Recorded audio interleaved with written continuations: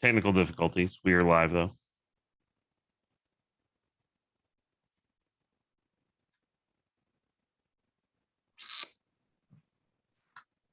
You need to re-roll the intro for you so you can really get in the mood here. Oh, did it already go? Yeah. It didn't come through. We've been sitting here like a bunch of like awkward weirdos. That's fine. That's awesome. So you need to roll it real quick? No. Okay. No, we're good. We're good. I'm just trying to get you in the mood. Trying to get you in the mood. Okay. This is why it's just okay. Sooner Nation, Thunder Nation, we are back. It's the Just Okay Sports Podcast. I'm your village idiot, Daryl, and this is my brother, Jared. Jared, what's up, man? What's going on? I'm, it's been an interesting week for the podcast. Oh, yeah. Yeah. So Troy came back, and I was kicked to the curb. I'm not salty about it at all, but no, you've made it very clear as I've heard about it now for like 48 hours. So no, but really, honestly, I hope at some point Troy can join us actually, like as a trio. But I wasn't invited to the party, man. It's cool. Well, like I told you, he texted me Saturday after the game, said we got a pod, and I said sure, like as if it wouldn't happen. Then he hit me up again Sunday afternoon. Seriously, we need to pod. I've got to talk about this. Is terrible. And I went, okay. About an hour and a half before he said we were going to record, he goes, I can't do it tonight. Well, something's come up at work. I can't do it. And I was like, of course you can't. And so then I didn't worry about it. And then the next night he hits me up and goes, hey, can you be ready to go in like 45 minutes? And I was like, what? And I thought, surely he's not going to do it. Got on, he did. So it was crazy. But Troy is frustrated. I would say he's close. He's not quite as dark as me, but he's close.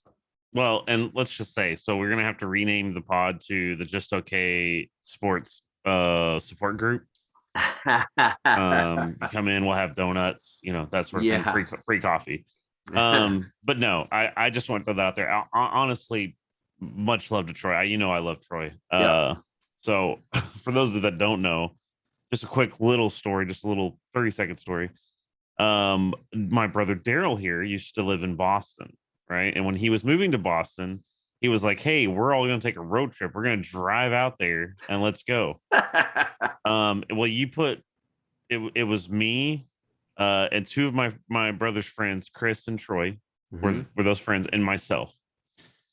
And let's just say you put 4 men in a car together, and there's gonna be a certain amount of aroma that gets passed around. 25 hours. 25 hours of aroma. We'll put it that way. So I'm very familiar with Troy and Chris and my brother, obviously. But anyway, so no, we've definitely bonded over that, and there's so many stories. We could do a whole pod just probably about that trip. Oh gosh, anyway, that trip was fun. So anyway, I just want to say I love Troy. So if anybody's in here listening thinking like, dude, this guy doesn't like Troy. No, I love Troy. There's nothing better than giving both of them a hard time. So here we are. No doubt. That does. Go ahead. Hey. I was just gonna say that before we move on, don't forget if at the end of this, if you enjoy it all, to not forget to subscribe or like. 5-star reviews are more than welcomed for a very average podcast. We welcome your comments, whether positive or negative, those kinds of things. Follow Jay Rodicus and his stream, because we'll hit it up on there a lot. You can find videos of our podcast as well on YouTube, so you can look up Just Okay Sports there. But again, just anything like that you can do to help support us. For one, it encourages us, and two, it helps us be able to share this podcast with recruits. That's a big element that we like to do, is interviewing recruits. And so help us be able to do that. Like we've had Gentry Williams on this podcast multiple times, Corey Roberson when he was a recruit, David Ugwebu was on this podcast. So we've had some big ones, and that is because of you all. So the more that y'all do that, the more it gives us a platform to do those things. So definitely make sure you do that. If at the end of this night, and interact with us, send some questions, disagree with us, all those kinds of things. Speaking of comments and disagreements, Jared, since Troy and I went behind your back and cheated on you. Mhm. What very quickly did you feel about, and what were your thoughts coming out of the 50th anniversary of the game of the century and OU trying to replicate that in 2021? Look, so first of all, obviously it's not a good feeling. I obviously somebody's going to listen to the previous pod. Hopefully, both of you. Yeah. We should have. I still stand by that. We should have just stomped Nebraska. I mean, I do think that their defense played really well. They have a very good defense. So that wasn't really too much of a question, but still, it just feels like every facet of the offense just isn't ever clicking at the same time. Like I felt like the offensive line played a lot better. Yep. They definitely elevated their game against a very the stoutest defensive line, and probably honestly even still nationally, as you would consider nationally, probably a top defense, right? So hang on one second. Sorry for the technical difficulty. So we I think someone was downloading in the background because my internet just took a hit. So anyway, we were expecting probably a little bit of resistance, so to speak, right? I mean, we knew that there was going to be some toughness on that with that defensive line, but honestly, the offensive line seemed to handle that pretty well. Yeah.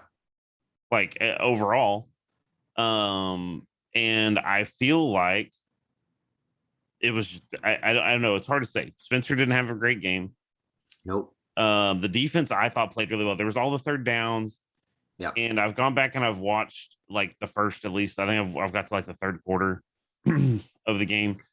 And really what's funny about that is like probably like 3 of those third downs that they converted that were long third downs was Grinch bringing a pressure, and they played right into it. Yeah. Like there was one where I don't even remember who it was. Whoever blitzed, left a void like you do when you blitz. Right. And their tight end ran right into that void. And it was one of those things. As a matter of fact, for one of the first times, because I usually like the banter and just joking around and stuff, but I literally just closed Discord because I was tired of everybody. Oh my God, what is Grant? And I was like, dude, look, like even live, some of them, I'm like, this is just like, this is going to happen in football, guys. Like you're not going to stop every play. So anyway, the defense I thought I would give them probably like a B plus. Like I would definitely wouldn't say they were A plus, but a B plus. But there's going to be something said, just to go through it quickly. I just think something has to be said about how the offense has just looked like it's firing on all but one cylinder, basically, right? Like there's always some facet that's slowing it down. And with the Lincoln Riley offense, that's the thing, is when it's firing on all cylinders and everything's going, it's super powerful and it's super good.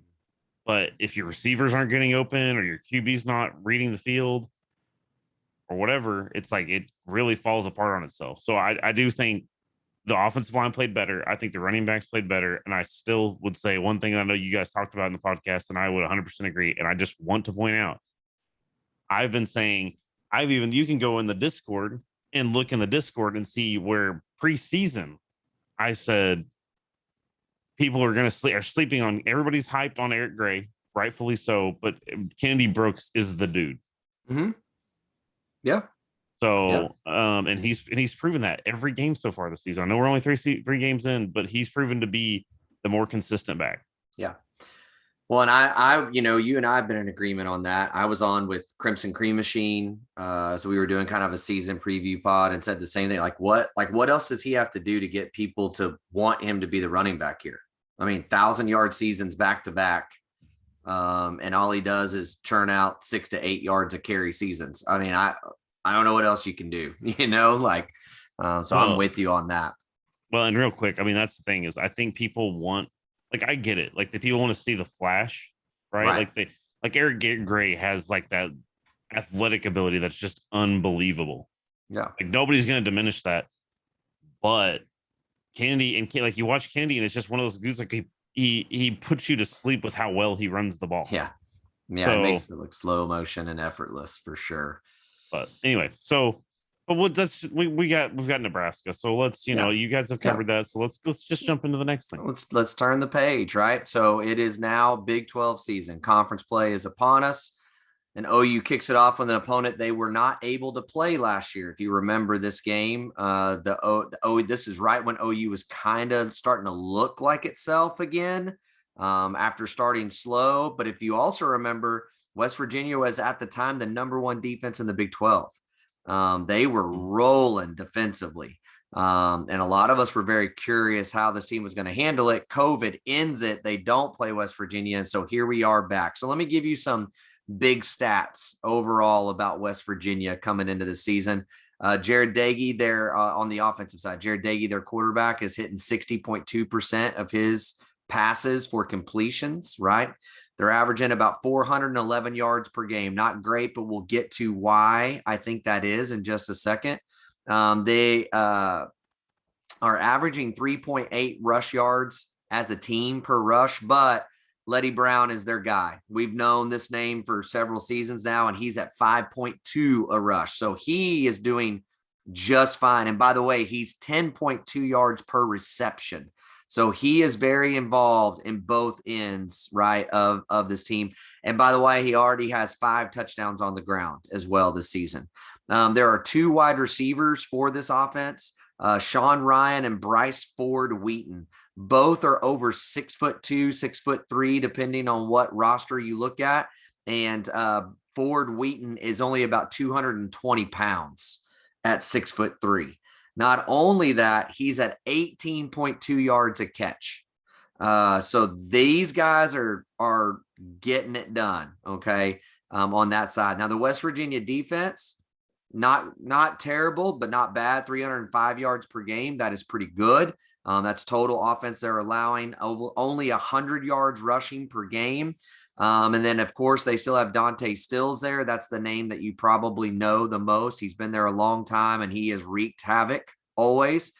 And then, of course, just overall thinking on this team, everybody's coming in. Again, I think kind of downplaying West Virginia because they lost to Maryland. But let me give you the big stat, I believe, that equals that game. They lost, I believe, by – was it 4 points in that game? Darn it, I forgot to write down the score.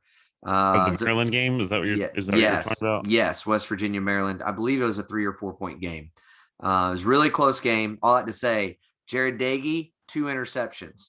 The running backs for West Virginia, 2 fumbles. They had 4 turnovers to no turnovers. And as we've heard Alex Grinch say time and time again, takeaways equal victory. So you lose by 3 to 4 points and you give 4 turnovers up. They lost 30. That game was, by the way, 30-24. So 6 points. Was 6 points. Yeah. Yep. 6-point loss with 4 turnovers, and you didn't create a single turnover.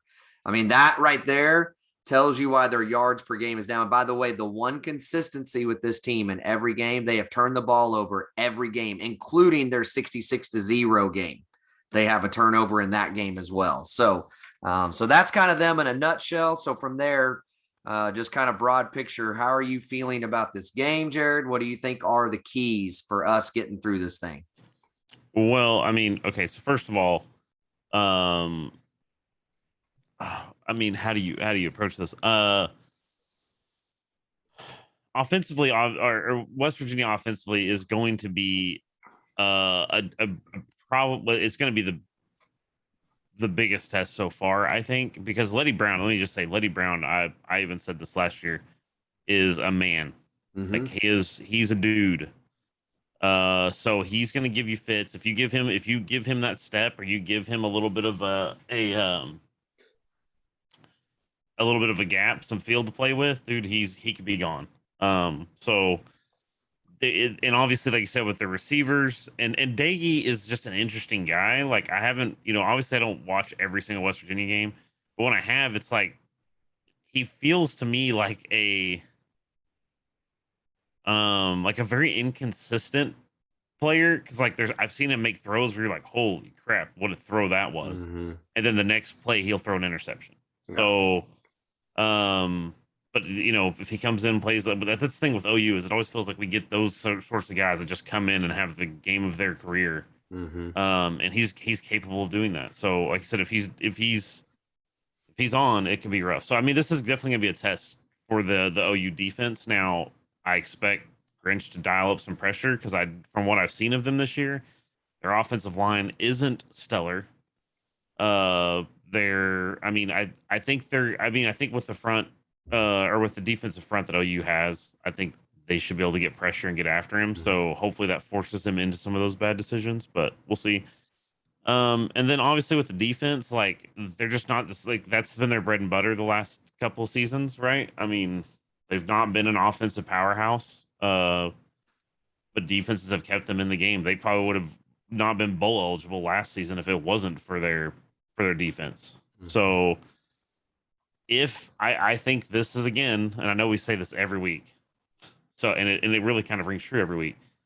This is gonna be a good barometer for the OU offensive line because that defensive line that West Virginia has is pretty stinking good.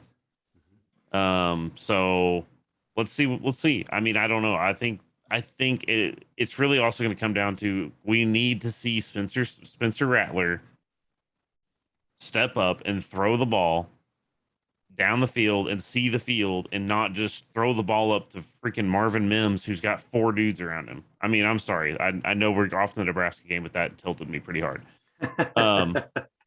And honestly, like that's the thing. If we're gonna see if Rattler's gonna be like right now, it's like what's funny is like they still mention him as a Heisman candidate, and I'm like, dude, I don't know why. Like, there's nothing he's well. Let me just say, there's nothing he's done this season that's made me be like he's a Heisman candidate. No. I know that some of that's from his hype from last year and the fact that he was a younger player coming up, blah blah. I get that. But if you're just putting this year in a vacuum, like, dude, he's not even. Heisman wouldn't even be in the realm of conversation. I could probably name, not to say that there's anybody on OU's team right now that is, but I could probably name 2 or 3 guys that probably should be.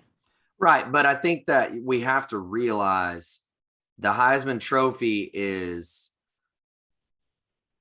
it's a media award. And in other words, what I mean by that is all anybody has seen thus far is that OU's been in close games, but they haven't seen anything else. And let's be honest, if you go to Spencer's stat line, it's been pretty strong every game, right? Like, yes, not Tulane, but yeah. Not Tulane. He had a few, but he still threw for a ton of yards.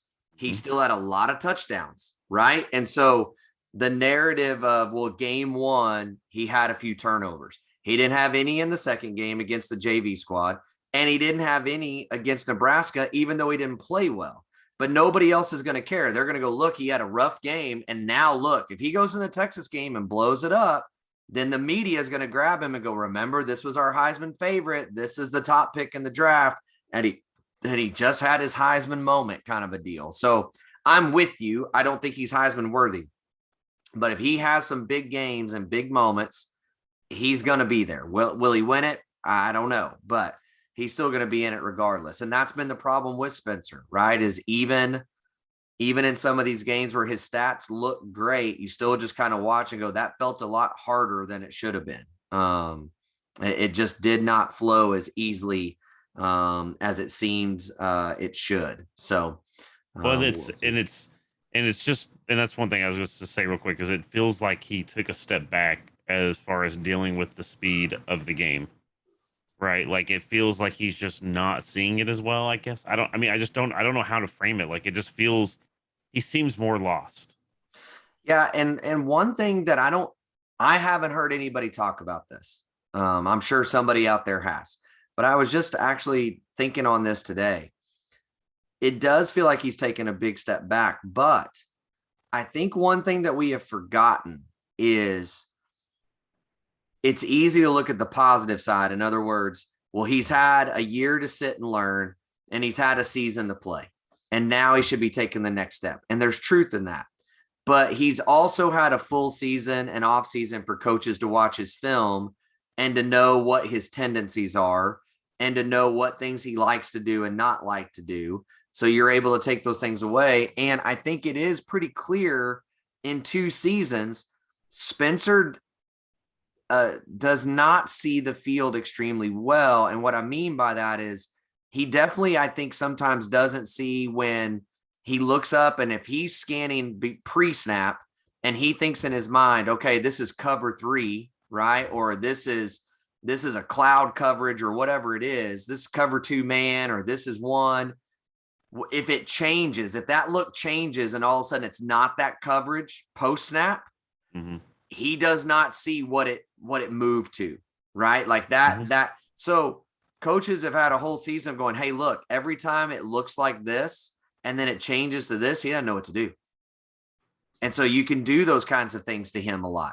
And again, I still think too, some of the regression is this offensive line early in the season was worse than last year's line. And he knows that. And so he's going to be antsy back there and trying to make quick decisions as opposed to right decisions. So I think there's still hope for Spencer. I think we're finally coming to the reality that Baker and Kyler's ability is not in Spencer. I mean, the arm talent is, the rest of it's not. Well, and I mean, that's kind of and by the way, I just want to give a quick shout out and feel free, by the way, just real quick, little plug. Feel free to jump in the live stream, if you want to get in here to chat with us, and we try to respond when we can. Yep. But Sunshine has joined us. Let's go, Sunshine. The Sunshine. We need some brightness. We need some brightness in here. And I'm doing my best. And for some reason, my ring light is like blowing my face up on stream. So I look like a sunbeam right now. Yeah. But yeah, he said he just thinks he's trying to do too much. And I could agree with that. I think he's trying to be the human highlight reel. I mean, you go back and you watch. Here's and this kind of goes to the point you're talking about. And I don't want to get hung up just on Spencer Rattler because there's a lot to talk about with West Virginia.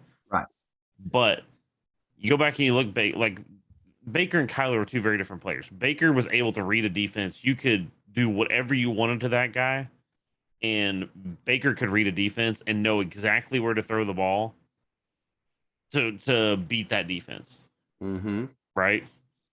And that was his talent. That was his thing. He wasn't athletically. He's not the most gifted. Right. And even arm talent wise, he's not. I mean, not to say he doesn't have a huge amount of arm talent, but I would argue probably Spencer has more arm talent than he does. Yeah, 100%. But Kyler was just an athletic specimen, right? So they both were just human highlight reels for different reasons. Like Kyler, literally, when Kyler threw the ball on like a dead sprint 60 yards down the field, I literally watched like live. I like rewound that like 15 times. Like this couldn't have happened. Like my TV glitched or something, and no way that happened. But anyway. So Spencer, I think, is like you said, he's seen those guys, and he's seen even Jalen Hurts. He did a lot of runs that were highlights, and I think he's just trying to do those things. Even when he's run, I'm kind of like, like you're not a speedster, you're not a bruiser, you're not anything. Like you just need to throw the ball or you need to throw it away. Like you can run the ball, but he's trying. I even feel like when he runs the ball, he's trying to doing too much is the perfect phrase to describe that. Yeah, running the ball for sure.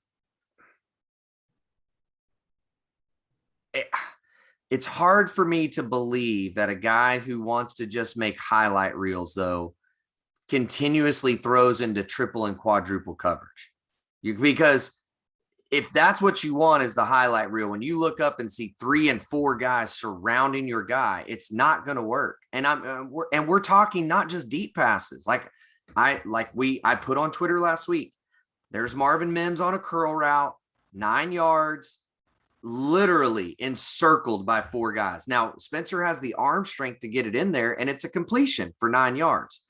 But they're right just outside of him, 7 yards away from him, is Mike Woods on a 4-yard curl route with nobody around him. Like those are both to the same side of the field. There is no big shot to take. It's literally look to one side of the field and find your most open guy and let's see what can happen. And he still can't do that. He still can't. We've talked about it time and time again. You look to one side of the field and you can't get away from it. So And we're talking about things like 3rd down and 8 when he's trying to hit Stogner on RPOs. He can't get off Stogner. No matter how many people are around Stogner, he can't get off of him. He can't let go of him. And so, yes, I know that some of the pushing the ball down the field is trying to do too much or trying to grow your brand potentially. But I think it is way more about he gets a pre-snap idea and that's it. And for him to move away from it is near impossible. Well, but here's the thing real quick. I don't know necessarily that I would disagree with that. The one thing I would say, and I've done this just by going back and looking at highlights from last season, because I didn't have time before the pod to go watch every single, my cat's probably about to knock everything off my bookshelf just real quick. I haven't gone back to watch every game, every play, obviously. But if you go back and watch some of the highlights, even of where Spencer threw, like there's a few where he throws to Mims, where Mims it really is the highlight. Mims went up and grabbed the ball where a defensive back easily could have grabbed it. Yeah. Stogner, or there was even the pass against, I think it was in the Big 12 championships where like Stoops basically like had to make an insane catch after it bounced off of a Iowa State player, if I remember correctly, or whatever. I mean, some of those plays, it's like, look, okay, yeah, you made the play and you're part of the highlight, but it's really the receiver that made the highlight. But there's a difference, though. If you go back to those highlights, I agree with you. But most of those are one-on-one. It's good coverage, but it's one-on-one coverage. Most of them. The vast majority of those highlights you're talking about, yes, it's really tight coverage, and maybe that guy's not open, but it's one-on-one. The bad mistakes you see him make is him throwing to guys that are shelled over the top and underneath, or even more so than that. Or, just there's multiple players within the vicinity, right? And so those are the plays he has to get rid of. And like I said on Tuesday with Troy, look, the reality is, as much as I'm frustrated with Spencer, he's about 6 to 8 plays a game right now that just make you go, what are you doing? And if he can change those 6 to 8 to finding the guy that is uncovered, then this offense is going to open. We did the math the other day that if it's 12 yards a play, right? Passing the ball 12 yards a clip, you're talking 70 yards, 72 yards a game more of offense. Oh yeah. Right. Well, but I mean, yeah. And I'm not saying, I mean, that's the thing. I don't think Spencer's a terrible quarterback by any means. I'm not trying to say that. I'm just saying, like, he's been a proficient quarterback. I'm just saying, like you said, when he threw the pass into quadruple coverage, you're like, yes. Why? What makes you look up and see 4 jerseys of the other color and go, that's where I should go? Like, yeah. If you're trying to do too much at that point, pull the ball down and run somebody over. Like, if you want to do too much, because you're just about to make a huge mistake. So, anyways, yeah, I Spencer's going to have a day. I mean, he really, really is. And so I agree with you on that. Yeah. So let's just go ahead. Yeah. I think that defensively, the whole takeaways equal victory should come up in this game. Again, through 3 games, West Virginia has 7 turnovers.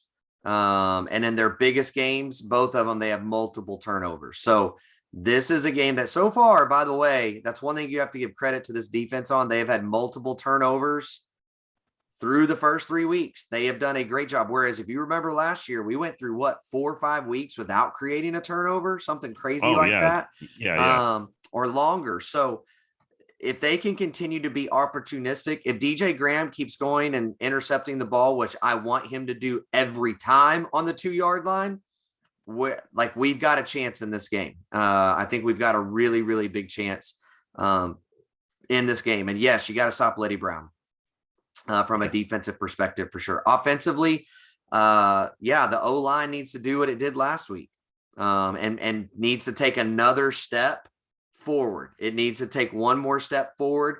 The offensive line played by far the best it has all year. No question. Hands down. They were opening holes. They were moving people around. They were getting some stuff done and played overall pretty well. There were moments they didn't, but by far their best game. They need that again, and they need to combine that with Spencer making the right decision. Spencer needs to read the defense and be able to do it. And again, I think they're going to bait him. I think they're going to play probably quarters coverage, that big, huge, soft quarters coverage, a lot like Nebraska did, and say, let's see what you got, Spencer. Will you hit the curl? Will you hit the curl the whole way down the field? And if you do, kudos to you. And real quick, I just want to highlight something that we need to discuss just briefly. Real quick. Last week on our podcast, you said if the offensive line plays well, I'm done throwing the hate. I'm done. I'm supporting them. They're great. They're amazing. I'm just gonna. It's sunshine and rainbows. Yep, the offensive line is everything everybody wanted it to be. It was that good. I'm not saying we have to go that far. I'll go there. Everybody's been asking me to be there all year. It's a national championship offensive line. It's a national championship offensive line. We're not going to get in this because this will be a 4-hour podcast again. So, but yeah, no, I agree with your takes on that. I like I said, I do expect this is again, and I know we've said this every week so far, and that's I even said that last week. It feels like every week has turned into an escalating difficulty. And I think this defensive line is better than Nebraska. That we're going to be facing. Like I think they're going to be. I mean, I think it's going to be a tough test. We'll even just call it a wash, right? Yeah. At best, we'll say that it's going to be as good of a defense as we played last week. Yep. So if they went in the film room and they really corrected, and Spencer's the leader, and all these other hyperbolic things we've heard about this team, then I want to go see them hang 40 on West Virginia. Yeah. So yeah, I mean they should definitely have 35 to 40 on the board if they play to what we believe they can. Now, by the way, we should also make mention that the defense is going to be light this week. I'm sure most fans already know. Remember that Woody Washington is going to be out significant time. That was announced this week. So you're not going to have him in this game. You're not going to have Jalen Redmond, which is a big loss. But again, if there's a position group that can overcome, I would definitely say them. But he was playing very, very, very well. No official word on Stutzman yet. I cannot see them playing him this week. Maybe they do. I just can't see it. Maybe they do. Maybe the docs say as long as he's got the big bionic arm on the elbow, he's fine. We'll see. And I think it will be very interesting to watch Billy Bowman. Lincoln tried to make it sound like Billy would play for sure this week. That's curious to me. And again, I think just something we're going to have to watch because it is a hamstring issue with him. And again, hamstrings are fickle. You do them twice in 2-3 weeks like this, and we're going to lose this kid for the entire season because he's going to be nagging it all season long. And you don't want that. You want his explosion. You want his athleticism. And he can't be dealing with a nagging hamstring all year for us to have that. Well, and real quick, I just want to, and I know this is kind of us jumping back just a little bit, but I want to highlight something that kind of came up in the Discord today. DJ Graham. Yeah. Real quick, I know we're talking about Nebraska.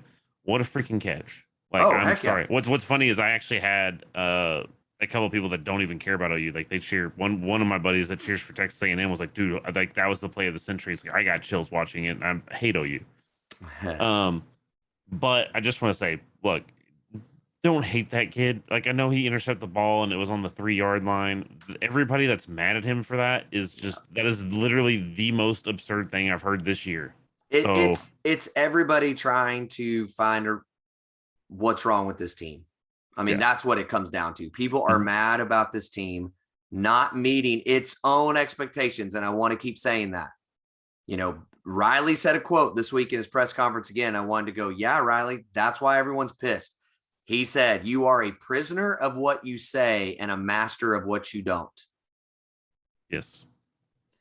You, Mr. Riley, are the one who said this team has got national championship aspirations, and so did all the players. You're a prisoner of that. So when your offensive line doesn't look national championship worthy, it's going to get called on it. When your quarterback doesn't look like a Heisman candidate, you're going to get called on it because you are the guys saying those things. Even Spencer saying after he played Western Carolina, I had to remind people who I am and what I'm about. Great against the JV team. Well, the next week it didn't look so hot. So you're a prisoner of what you said. And so, Unfortunately, DJ Graham makes an incredible play and everyone's mad about the performance of the team. And so they redirect that at DJ Graham, which is just ridiculous. Yeah, I just wanted to throw that out there. I know that was kind of throwing us down a little rabbit hole for a second. I felt like it needed to be said because look, if you're a sports fan, that's fine. We were just discussing this in the Discord. I'm a huge OU fan, and I after the Rose Bowl, I literally threw my phone down the hallway. Like I was so hot. But never into my mind did it enter my head that I was going to call Baker Mayfield or call, one of the defensive, you know what I mean? Like, I wasn't going to go after anybody on the team. So we can be frustrated with the team. We can be frustrated at the performance, but there's no reason to do those things. I just want to state that just because I think it needs to be said with some of the things that have happened on the wild thing that is the internet. So that's the way it goes. So really quickly, who are your players of the game offensively and defensively for OU this week? So, I mean, I know that I'm going to take an easy pick here on offense. It's Spencer Rattler, man. Like, I'm sorry. Like he's going to be, if OU is going to win a national title, like you just said, is their aspiration, Spencer is the linchpin to that. Spencer is the one that is going to have to get us there because the offensive line I'll say it, the offensive line has showed that they're not the most consistent group so far. I know we're only 3 games in, but if you were Baker didn't have a consistent offensive line. I mean, there was times, he had a great offensive line, but I mean, the problem was even earlier in his career, he had times where he was getting rushed and he was having to run around in the pocket and so forth. And still was able to find ways to win. So Spencer's got to find that some sort of magic in that arena and really elevate his game because right now basically defenses are pinning their ears back, and they're just playing back, and he can't do anything about it. So Spencer's got to elevate his game if your goal is I want to win a national title. So there's that. So defensively, like I just feel like I think the guy that's going to have a big game is going to be somebody like I would like to say I think it's going to be somebody on the defensive line. I think I know I say this every week and that's again another easy pick, but I kind of feel like it's going to be somebody on the interior. And I know I'm going to pick, this is me picking an entire group. But basically, anybody that's in the nose guard position, I feel like, is going to have a big game. Because I don't really have a lot of confidence in that West Virginia offensive line, but they're going to have to get after it to keep Daggy. Because, like I said, Daggy can hurt you. And if you disrupt the middle of that field, it's going to limit their play calls with Letty Brown. So that's kind of my 2 picks is Rattler and I guess just the interior defensive line. I think are going to have. I think they're both going to have. I guess it's just me being sunshine hopeful here, are going to have big games. Yeah, I can see that for sure. For me, they're really good.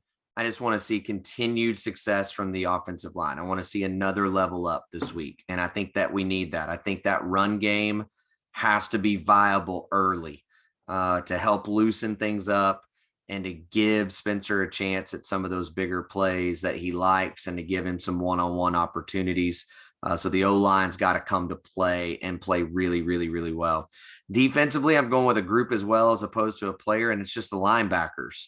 With the way, for me, in my opinion, with the way that Grinch twists and stunts so often and slants his defensive line so often, in the run game, the linebackers become so vital.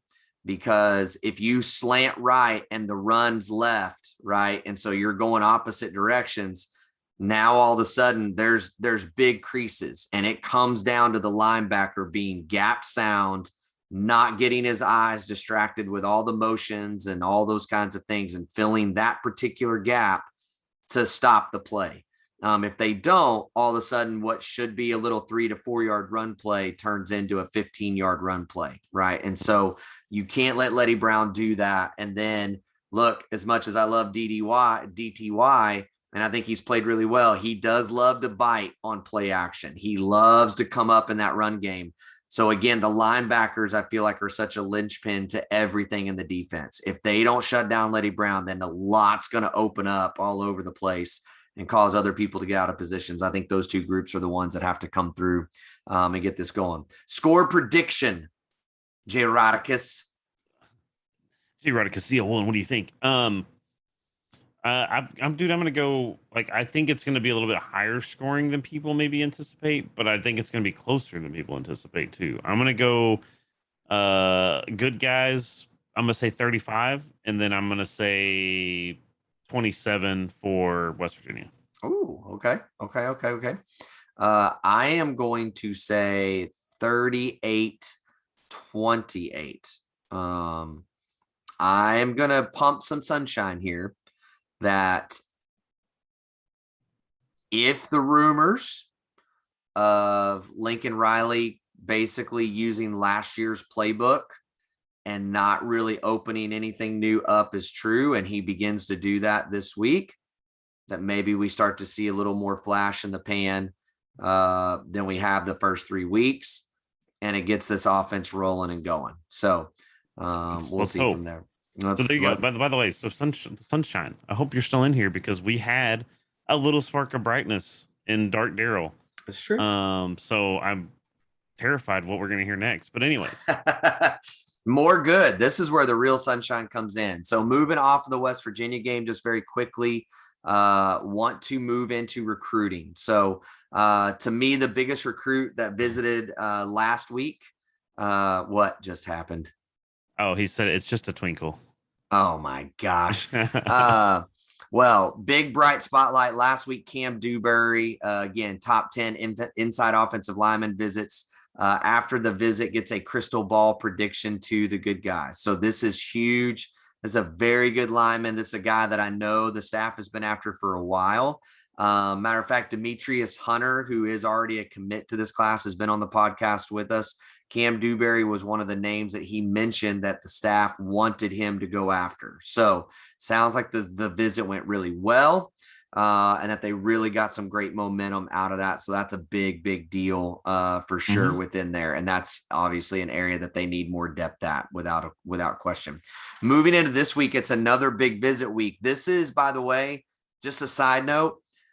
When people, if a West Virginia fan's listening to this and thinks, oh man, OU and their snobbery, all they want is afternoon and evening games because they're Oklahoma. No, we want afternoon and evening games because it helps us recruit.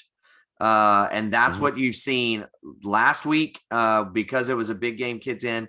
The Western Carolina game and then this game. Evening games, tons of visitors coming in. The big note on this is there is a lot of rumor going around that there is a 4-star defensive recruit that is secretly visiting because he is committed elsewhere. Nobody knows the name. At least I have not seen anyone report the name. Trying to read the tea leaves of all the clues on message boards and whatnot. Bobby Taylor is a name that comes up. He is a top 150 recruit nationally. Top 15 or so cornerback in the country, 6'1", 180 kind of guy. He's a solid recruit. Would be really big. I misspoke last week. I said that I thought Chris McClellan might be coming in for the Nebraska game, and I had forgotten that he had changed that, and he was officially visiting Florida last week, which he saw a great atmosphere and a great game for that. But yes, he is officially visiting Oklahoma this weekend. And that is a big deal for him to use one of his 5 official visits on OU when there was a point in time where people did not believe that OU stood a chance with Chris McClellan. That's big. And this is a guy that everybody is after. He is a late bloomer. This is a defensive line recruit that has shot up the recruiting rankings. Transformed his body. Just again, I think he's a late bloomer. I think he was a guy that was still kind of in middle school phase, and he has turned into a man over the summer, and everybody's going, my God, we got to have this guy. So that's huge. Marvin Jones Jr., top 15 nationally coming in, top 5 edge rusher. Derek Moore, who is committed to the Sooners already in the 22 class, top 100 nationally, top 10 defensive end. Here's the big one for me this weekend. Latavius LaBeus Overton. Sorry, I said that completely wrong. 2023. Here's the deal. Unofficial visit. So again, to clarify, unofficial visit means I get my credit card out. I pay for my airfare. I pay for my hotel. I pay for my food. OU gets me a ticket to the game. That's it. My interaction with the staff is highly limited. 2023 defensive tackle out of Georgia, flying from Georgia to this game, and he is the number 1 defensive tackle in the country. Oh, and by the way, not only that, he's the number 1 recruit in the nation in 2023. He is the recruit of that class, and he already has 2 crystal balls sending him to OU, and now he's coming on his own dime to visit. Big deal. So that's kind of that wrap up. Thoughts, questions, insight there.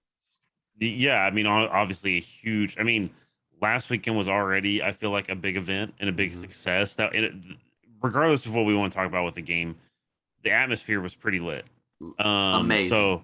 So I'm gonna give that a good score, I think. And honestly, obviously, there's been some crystal balls thrown out for the recruits last week.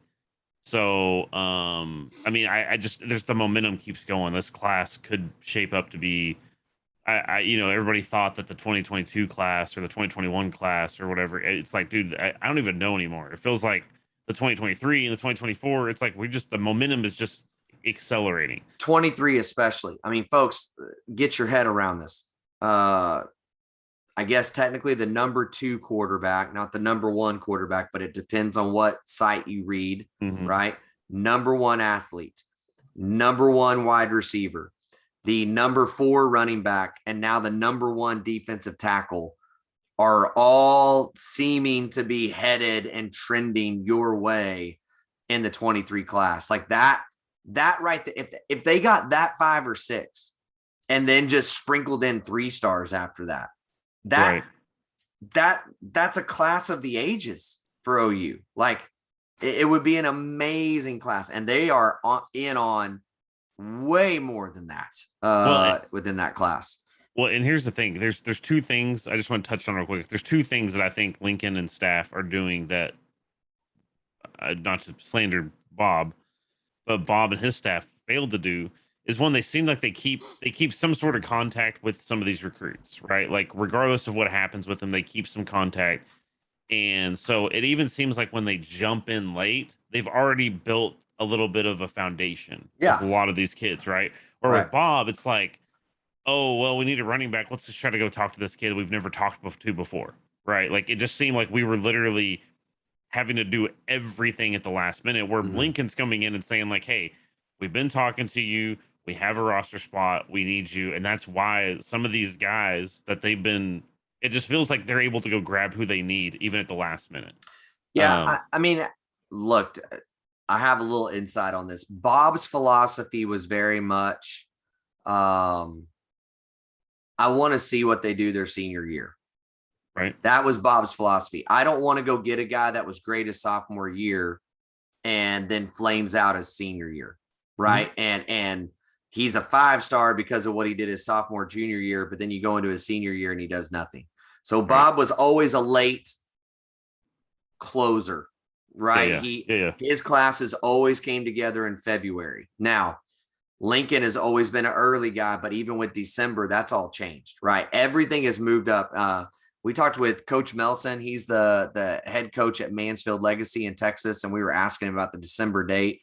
He said, look, there's ways that it's good, but at the end of the day, it is literally taken the recruiting cycle and moved it an entire year. He said it has moved it up an entire year, which now means if Lincoln wants to get those kids, he has to go that early. So again, I'm with you. Bob could have done definitely more earlier with a lot of guys. He also didn't have the December date to deal with. And just, again, a philosophy issue of, I want to know that a guy's got more in the tank to grow. So I'm going to wait and see what the senior year looks like before I really go after him. And unfortunately, that came to start biting him, in the rear more than it did help him down the stretch. Yeah. And let's just be clear. I mean, I think Bob obviously was a phenomenal coach and brought OU back to some sort of prominence. So, because people forget, I think now, especially as long ago as it was, that OU was pretty much in the dumpster before then, right? So, 100%. but yeah, and 100%. things, and of course, like I said, dude, think about it. The year 2000. Think of how different things were in the year 2000 as to now. So, yeah, it's not really a fair comparison. I'm not trying, like I said, that's why I was trying to clarify. That's not any real dirt against Bob. But anyway, but yeah, no, this is going to be a great class, and hopefully this is a great recruiting event for them. So yeah. So should be pretty good. Any questions or statements? I saw you giggling earlier at something that was up there. Sorry, I just want to say, and everybody in the pod will enjoy this too. One of my boyos said, "Your brother looks like a cute substitute teacher." What? And now that I look at you, if you look at yourself, I'm definitely skipping your class. You know what I mean? Oh my gosh, that's awesome. Anyways, that's just a little something. That's the things. If you want to join the stream, that's the sort of things you'll see in chat. But anyway, very nice. Very nice. So let's go ahead, because I think we've covered the recruiting, we've covered the game. Let's talk about last week's picks. Do you have those? I think you said you have our scorecard. Yes, I do, and it's not great. So last week we picked Virginia Tech, West Virginia was one of the picks last week. I took Virginia Tech. You took West Virginia. You got that correct, as West Virginia was only a 2.5 point favorite. So that's a mark for you. Miami, Michigan State last week. I went with Miami, thinking that they would be angry and bounce back from an Alabama game. You took the Michigan State. You were correct, as Miami was favored in that game. We both took Purdue against Notre Dame. Neither one of us got that one. We both took Bama with 14.5 points over Florida. Bama obviously only wins by 2 points. And so therefore we neither one covered. And then the last was Auburn, Penn State. We both took Penn State. We both got it right. That leaves us at a 9, you 9, me 6, correct picks against the spread record so far this season. Talk about I'm a ray of sunshine right now, baby. I am the sun. So hyped. Oh goodness. But anyway, no, we are it's a little fun thing we do. So but yeah, we honestly, I still think, like I said, Michigan State, just real quick, just because I just want to highlight something. Michigan State, I think, is a very good team this year, actually. They're playing really well. Mel Tucker's doing a great job there and seems to have those guys rolling. So yeah, absolutely, man. They've always traditionally been a very stingy, good team till the last couple years, but obviously there's been a lot going on at the good old Michigan State as well. So, but yeah. So anyway, just want to throw that out there. But so let's go ahead and we'll go ahead and jump real quick and get through these real quick. Top 5 picks for this week. Top 5 games this week that we picked. Okay. And I'll do it. Then you can do the next one as far as introducing. So we'll do Wisconsin, Notre Dame, number 18, Wisconsin versus number 12, Notre Dame. They're playing at Soldier Field. So neutral site games, somewhat. It's pretty much Notre Dame home game. Right. Wisconsin is favored by 6.5 points. Wow. Interesting. Man,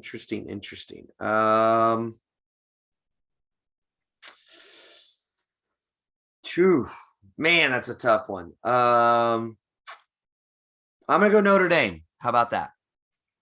Well, the sun shines on the same page. I'm gonna go Wisconsin. Okay. I'm gonna take Wisconsin the points. I just don't believe in Notre Dame this year. So gotcha.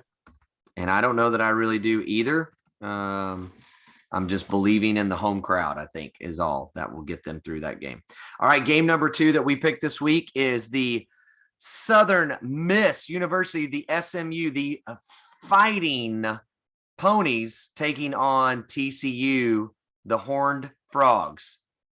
TCU is favored by 9 points. Who have you got, Jay Rodicus? I am 100% gonna go SMU. Tanner Mordecai, let's go, baby. I'm taking SMU. So going with the SMU. Wow. I'm gonna follow your lead. I'll follow your lead on that one. I think I'm gonna go with the same. I think Mordecai's got something to prove there and is gonna go for that one. Right. And of course there's the other storyline is Chandler Morris, right? So Right. it's battle of the former OU quarterbacks. That's right. So was Chandler more? No, it was Arkansas. Was he going to Arkansas before? Right? Yeah. Yes. Because his dad was at Arkansas. Okay, yeah. Correct. So for some reason in my head I thought maybe it was SMU, but it was Arkansas. Anyway, okay. So next up we have Texas Tech at Texas. Texas is favored by 7.5 points. Now we've had a trend, so I don't know if you want to buck that trend or not. No, absolutely not. I'm taking Texas Tech. Okay, so am I. And I actually, just real quick, I actually think Texas Tech seems like an improved team. Like I don't think they're world beaters by any chance, but I don't know. We'll just see. I just don't think Texas is. Bijan Robinson, like their running backs are very, very good, but yeah.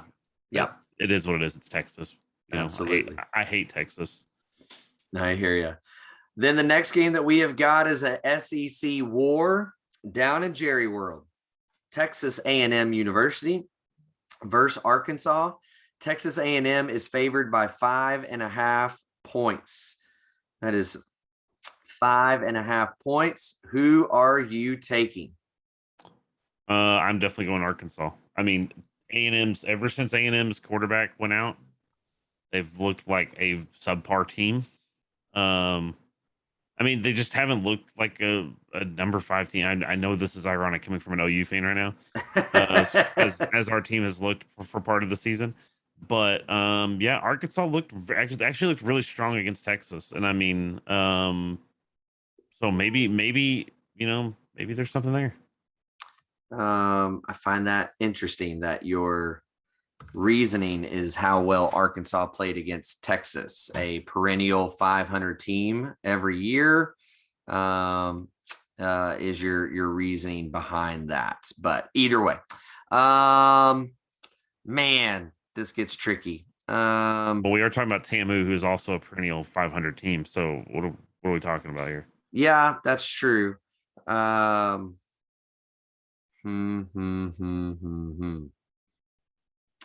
you what, I'm going to go the other way just to try to gain some ground on you. Okay. I'm going to go Texas A&M. I don't know. I believe this. I believe that Arkansas is a much improved team. I do, but I don't believe that they are at that level yet. I think that everyone is giving them tons of kudos for them beating Texas. And the reality is that Texas is not very good. And I think that that's why they're getting that. Whereas Texas A&M has played nobody. And I think has kept it very shallow, very vanilla. As we've talked about several times, their schedule this year is one of the easiest in all the land. And so I think that they will come out and win this game as they finally begin to open up the playbook a little bit and go after them. Yeah, no, I 100% agree with that.